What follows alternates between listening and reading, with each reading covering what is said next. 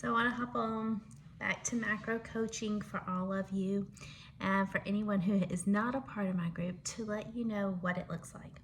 Macro counting,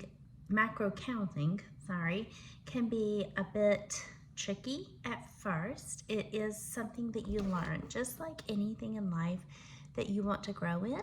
It's a learning process. And the good news is when you get this process down pat, then eventually the intuitive eating we hear about, you'll learn to incorporate that into your life more. So what is counting macros? Macros consist of the proteins, carbs, and fats that we need in our diet, the macronutrients. And when we use them smartly, we will also really get the micronutrients we need as well. But the beauty of macros is that you don't have to worry specifically about every perfect food that you're eating. The more nutritious the food, the better your health results, okay? But it allows for treats, okay? It allows you to incorporate things.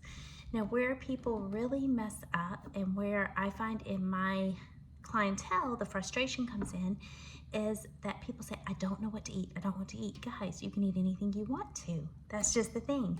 You get a certain amount of grams of protein, a certain amount of grams of carbs, and a certain amount of grams of fats per day. Now, the easiest way to do this is to plan ahead, okay? When you don't plan ahead, you will fail because you're going to get to the end of your day and you're going to be over or under, and you're going to be like trying to figure out how to cram food in to fit your macros, to get the fuel you need for your body, to heal your metabolism, to balance hormones, to help with muscle growth.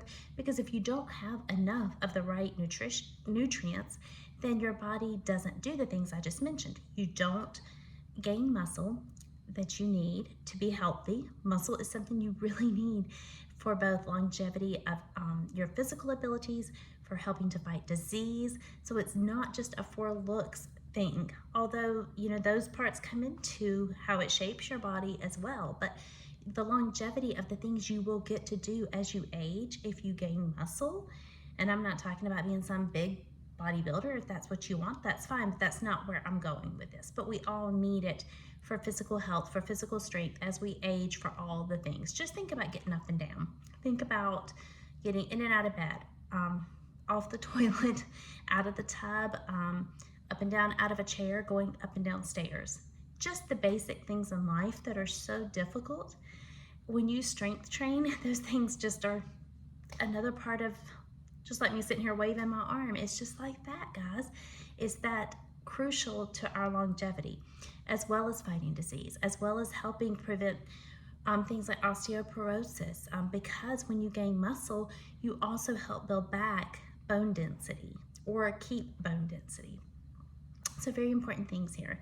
I'm trying to keep the light from reflecting. I'm not doing such a hot job, sorry. But another thing is with macro counting, when you do this, yes, it can be frustrating at first, but a lot of people say, I feel like I just have to eat the same thing all the time to keep my macros in order. Well, that's because you're getting used to it, and you don't have to do that. Some people can get it. It's like a Tetris game. It's like putting the puzzle pieces together to count your macros. It's really like where to fit things. I would give you like a certain amount of protein a day, and I give you a certain amount of carbs and fats, and you get to eat what you want. And guys, if you plan ahead, that's the beauty. So I had a serious emergency with our family this week. I was in the hospital, had like almost a 24-hour I was not in the hospital. I was with someone in the hospital, one of my kiddos, and we went through, I went through close to 48 hours without sleep. I was in the hospital a lot of that time dealing with some emergency situations. But guess what? I had meal prepped. And so I was able to really not deviate. Life threw us a massive curveball, but I had food. Sitting in the hospital, I didn't have to rely on what only could be available to me because I was ready. That's what happens when you meal prep. Or let's say you do get thrown a curveball and the food just is not available, but when you learn these skills of counting macros, then you don't have to say, oh, well, I didn't have a refrigerator, or I didn't have a microwave, or I didn't have this, or I didn't have that. You can walk into a place and you know what you can substitute. You know how to do it once you build these skills. So you can say, I can't. You can say, I don't want to, or I don't like this. Well, how do you like feeling like you do right now? How are your energy levels? How can you breathe? How can you move? Is that really fun? So you say, I get so sick of eating this, or I'm sick of counting macros. And these are the things I hear. And in no way am I making fun or throwing shade, for lack of better terms. That's not what I'm doing. I am, however, letting you hear the things I hear. So your choices are, I just had a thought, and I know I always bring it back to Jesus, but we can stay stuck in our sin, or we can do something about it and have freedom. We can stay stuck in our unhealthy ways and saying, I can't do this, and I can't make it this way, and I can't make it up this hill, or whatever, or we can do something about it.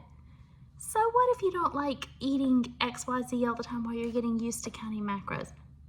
I don't think you like being unhealthy either. So my plan is to help you.